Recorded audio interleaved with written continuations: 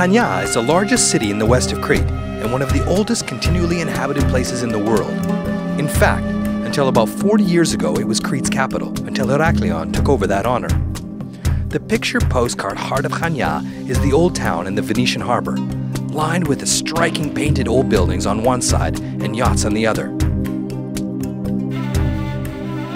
Here's where the restaurants and bars are, and where, on summer evenings, you just have to be strolling in your trendiest gear.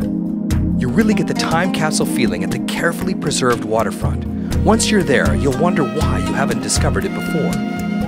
Just before setting down to a meal or drink in the Venetian harbour, pop up into the Naval Museum at one end, or just stand back and admire the Hasan Pasha Mosque, an old Ottoman edifice that is now the local tourism office. The narrow alleys leading out of the old harbour are chock-a-block with artisan shops.